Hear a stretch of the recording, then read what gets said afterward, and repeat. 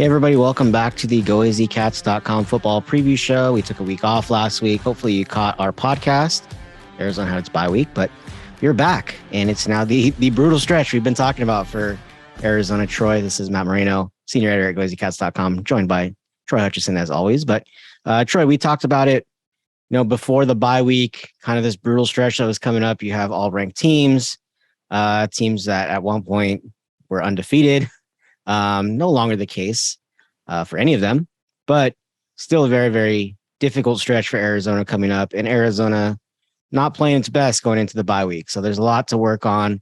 What were some of the things that stood out to you that the coaching staff talked about? I know the fan base maybe not as excited about what they were hearing coming out of the bye week because it sounds a lot like just kind of what we've heard all season long. But what were some of the things that you took away from what the coaches talked about and the players talked about, over the last couple of weeks? Yeah, I think number one is, and this is any bye week for what they talked about, is health. This was a chance for Arizona to get healthy. Overall, I think they have been a pretty healthy football team, but they've been missing guys. They've had guys played with injury. Michael Wiley was out. That's an example. You saw Jaden DeLora take a shot at the end of that game against Washington, and who knows, maybe if they play next week, he's not playing. But you still have a guy like Josh Donovan that is probably out for the game. Rutherford is questionable, most likely out as well. But I think this was a huge chance for Arizona to get healthy, and for the most part, they did that. And then number two, it's time to focus on the defense and what they can do to improve it, because I think you've seen the offense get better each week and each time out. Even against Oregon, I thought they looked pretty good at moments besides the turnovers. But defensively, this was a huge chance for them to reevaluate their defensive roster. Maybe some starters on that roster as well, and take that opportunity to prepare for USC and have that extra week to do so. So what do you need to see from the defense to feel, if you're an Arizona fan, let's say, to feel better about, what's happening and what Johnny Nansen is doing to try and make things better? What's maybe one of the first things you're going to be looking for, when Arizona gets out there this week against USC, that you go, okay, that looks better than, previously? I think the number one thing is you're not going to be able to fix the rush defense overnight. So how do you supplement that? I think Arizona was able to do that with the pass rush early in the season. And over the last, I would say, 4 games, they haven't been getting to the quarterback or recording sacks. So if they're able to get to Caleb Williams, who is elusive, and Jed mentioned that during his press conferences this week, I think that's a good sign for the defense. And they're going up against a USC line that's allowed 16 sacks this season, which is 85th in the country. So it's not a great offense line in terms of pass protection. So hopefully this defense will be able to have its opportunities. I think that's one of the things Arizona fans need to pay attention to, is how the defensive line responds after, let's be honest, a weak performance against Washington. Is there somebody along the defensive line that needs to play better, that you're like, he was playing better early in the season and you just haven't heard from him as much? Or is it a collection of guys that just need to play better? What's kind of your take on the defensive front and defensive line in particular, and maybe where they need to improve and who needs to, just play better for Arizona to have more success? I think the 3 guys you can point to that have been able to get to the quarterback in the past are Jalen Harris, who has kind of been quiet over the last several weeks. I know a lot of Arizona fans have been mentioning him as a guy that they haven't seen that much this season, but he has had good games. It just hasn't happened recently. Number 2 is Hunter Echols. This is kind of a revenge game, or if you want to think of it that way, a chance to get back at his former team. And number 3 is Paris Shand, who is making plays early on in the season. We saw him late in the year last season make plays. And I do like his athleticism, but he's been a little bit quiet lately, and he's a guy that's been able to make plays for Arizona. So I look at those 3 guys that they really need to step up this week. So as we, begin, obviously we don't have a ton of to look back on from last week with a bye week. Is there anything that maybe stood out to you during the Washington game that you said, oh, this is something to keep an eye on, moving forward as they get ready for this brutal stretch that they're going through? Is there anything that maybe you want to look back on from that Washington game before we move, fully into USC? Yeah, number 1, I would say, is Jacob Manu and DJ Warnell. Those guys, they played an amazing game against Washington. I know Warnell got burned a little bit in the secondary and had that questionable pass interference call at the end of the game, but they were 1 and 2 in the teams and tackles. I don't know if that's a great thing to have your safety as number one, but he was able to get in the backfield. They had, I believe, 4 tackles for loss between the two of them, and they were both able to make fourth down stops. So I think that's number one, is how are they going to play down the stretch of the season when they're going up against high-level opponents. I think that's one thing for Arizona fans to keep an eye on. Number 2 is the health of the offensive line. Josh Donovan, like I mentioned, is going to be out for the game. Sam Laney goes in to start. He's been a great platoon guy for Arizona. Who's going to take the spot of Sam Laney versus USC? And will Josh Donovan be healthy for Utah the following week? Arizona's had a lot of good health on the offensive line this season. That's one of the things they pointed to, is that they needed to stay healthy. And this is their first true test to see if they can overcome this injury. Yeah, it's one of those things where you look back on that and it's like, if you're the coaches, you're like, we made these moves to get these guys in the starting rotation. We want them to do well. But if they do too well, fans are going to be like, well, why didn't you make that decision early on in the season? And I think that's where a lot of fans are, unfortunately, for Arizona's coaches, is that, those guys finish 1-2 in tackles and you go, well, why didn't you make this decision sooner? And I think obviously those guys were playing kind of like starters minutes, for before they were actually inserted into the, starting lineup, say, and put in the first spot on the depth chart officially. So I don't think it's that much of a transition. They're just starting the game and playing a little bit sooner. But yeah, that's one of those situations where a coach, where you're like, I want them to do well because I made this decision for a reason. But if they do too well, everyone's going to start to question. And for, better or worse, for Johnny Nansen, I mean, he's getting a lot of questions thrown his way right now. And, the way to avoid that is to, have that group play better. And to give Nansen credit, because I did think Warnell should have been a starter at the beginning of the year. I believe I listed him as a starter on my depth chart. But to give Nansen his credit, where did Warnell struggle? He struggled in the passing game, and that's been one of Arizona's strengths. So you could point to that, saying we didn't want to give up that strength. And unfortunately, they've come to the point where they need to balance things out. Yeah, I mean, defensively, and we can harp on the defense a lot, and we'll talk about more, specific things coming up for the USC game breakdown stuff. But, I think fans, and it's not their fault. They just want to see wins and they want to see better play. I think a lot of things are easy to do, such as change your whole philosophy on defense and do something completely different because it's not working. It's just not going to happen. Maybe Johnny Nansen after this season decides like, hey, I want to tweak some things and I want to, play more of, a certain look. But during the season, to basically expect him to scrap the 4-2-5 and what they're doing and just come off completely different and do something that he's not familiar with, it's just not going to happen. Coaches, as we've seen, aren't exactly eager to make moves within their own lineups. I mean, it takes a lot for even that to happen. So to say that someone's going to just change his whole philosophy and be like, we're going to scrap everything we did for the last, 10 months or close to 11 months now, 10 months. And, just switch things out in the middle of a season, just not going to happen. So I understand the ideas about that and saying, just change some things up and just play a different scheme. You have to learn all these things, and it takes months to learn a system and learn the calls and know where you're supposed to be. And it really is just about execution. And I mean, the coaches can't be out there for the players, but it is their responsibility to get them in the right spots. And so, to me, that's one of the things that I think I'm going to be looking out for this week, is just, are those players in the right spots and where they need to be? And then you can figure out, okay, do they execute better? But I think for Arizona, in a lot of ways, it's been guys, and I think Johnny Nansen mentioned that this week and maybe last week, but just about guys being in the right spot. And a lot of them just haven't been in the right spot. And again, that comes back to coaching, because those guys, they need to hear it from somebody and they need to know where they're going. And that comes back to the coaches. So that'll be something to keep an eye on. But as we move and shift forward to look ahead to USC, Trojans coming off their first loss, obviously a really exciting game against Utah. USC looked like they're going to have that one, and Utah pulls it out. And an interesting USC team, not super elite, very talented, but doesn't really feel like it's hit its stride. It feels like it's kind of just going along this season and playing very well, but kind of playing well in spurts. Hasn't been dominant right now, and the polls kind of reflected. But Oregon feels like the more dominant team, and a team that is capable of dominating another team. Obviously, they don't want to see Georgia again, or maybe they do. But outside of that game, they've really been a dominant team and proved that against UCLA. USC just hasn't looked that way, I don't think, in any game this year. And so Not the same USC defense that, a lot of people have come to know. A lot of turnovers. They're creating a lot of things, on the back end, especially.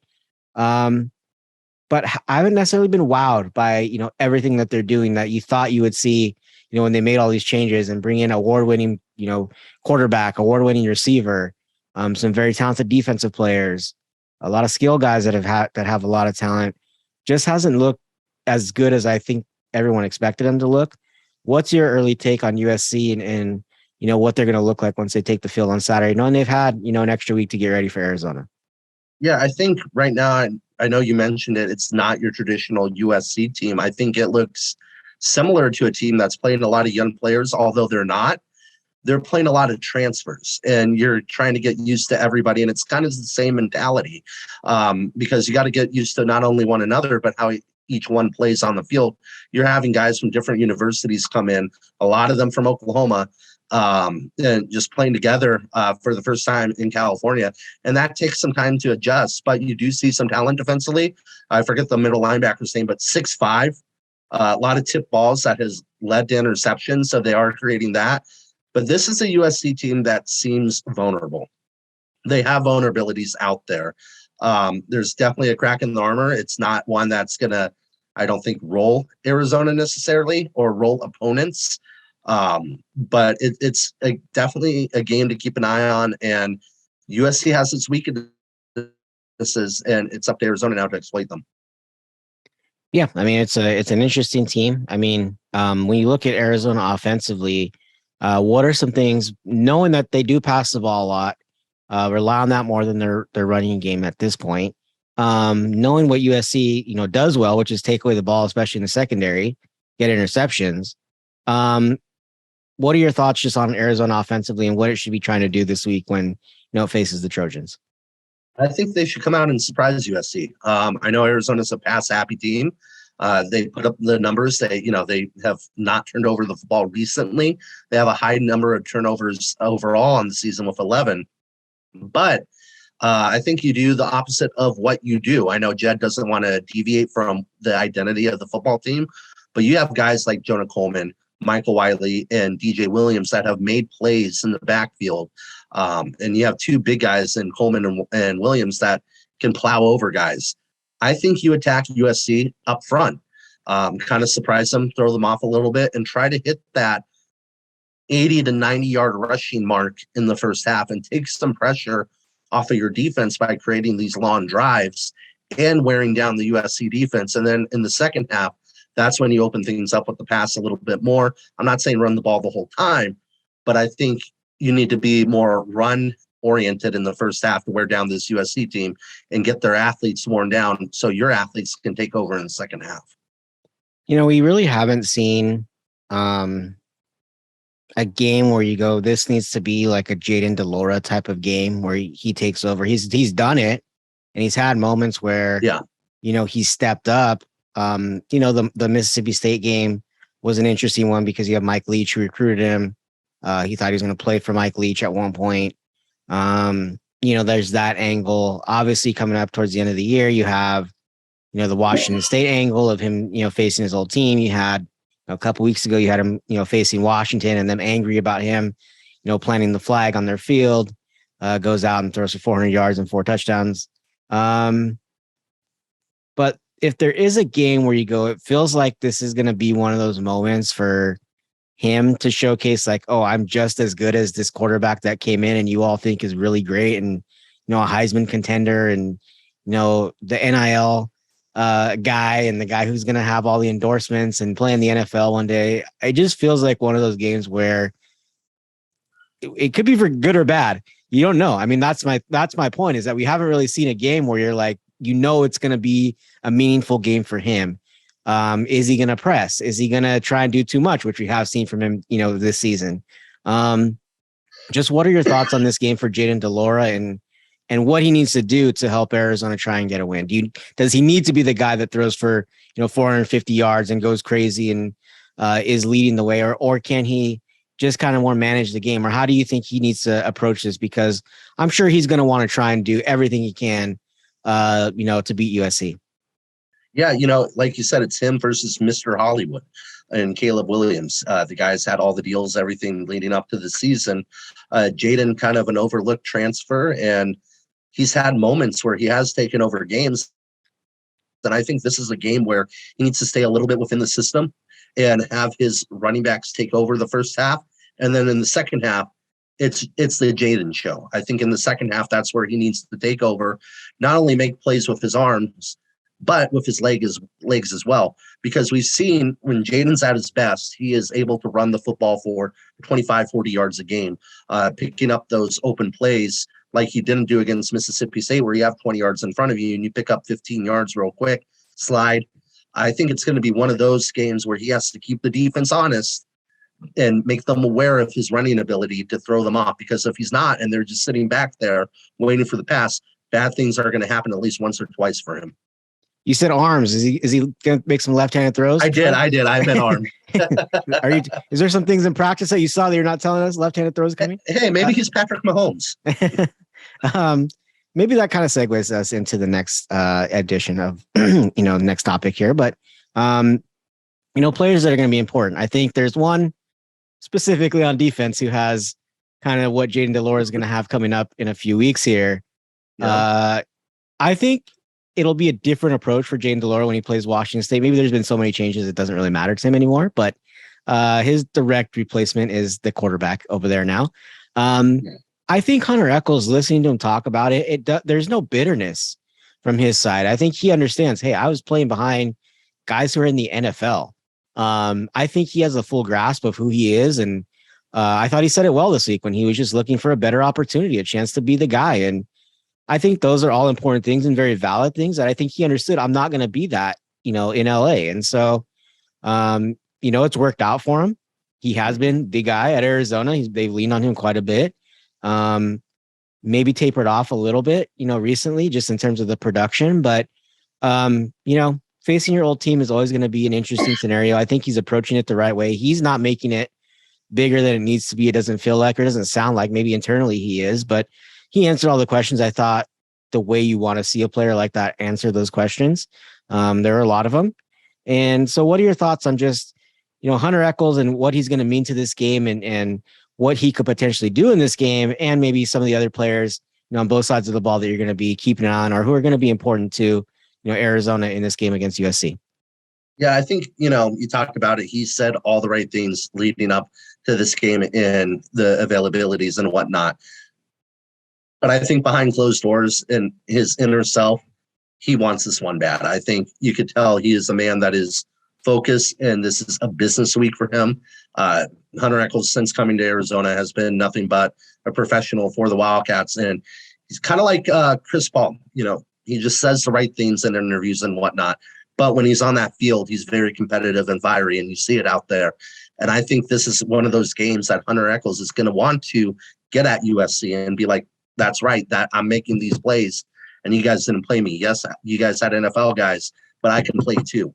I think it is going to be a statement game for him. So he's one guy to definitely keep an eye on. We'll see when the intensities turn up, how he performs. Number 2 is Tanner McLaughlin, the tight end. USC has been horrible at covering the tight end. Did I say the name right? No, I'm saying that's a good pick. I was just making a face. Okay. I thought I got it right. Yeah, no. That's a sneaky good pick based on what happened to USC, which is what happened to USC in its last game. So and Tanner's stepped up week in and week out for Arizona, and we saw him have a good game against Washington. And another guy, and this is kind of grouping that. I'm not going to put this as my other guy, but Cam Burnett, he's starting to get more integrated into this system. USC recruited him. I'm sure he's going to want to get at USC as well. I think Arizona is going to use both tight ends very heavily in this game and kind of sneak up on USC by using Burnett as well. But I think it's going to be a big day for the Arizona tight end group. And then lastly, I think defensively, you got to go back to defense. Jackson Turner, he's one of those leaders on defense. He needs to have one of those games where he creates turnovers. He's a ball hawk. He's got to find the ball and give Arizona an extra advantage that they might not have had. Yeah, and I think the easy way is just take anybody who's from Southern California and didn't get recruited by USC or he has never had an opportunity. But Yeah, Roman Kean Burnett. Wallace. Yeah, Kean Burnett very much had an opportunity to go to USC and was committed to USC at one point. So, I think that obviously a lot of changes have happened since that time, since he was committed, and he's at Arizona now. But yeah, I'm sure there's gonna be personal feelings for him. But yeah, Christian Roland Wallace is another one who I think feels like he was overlooked by USC, and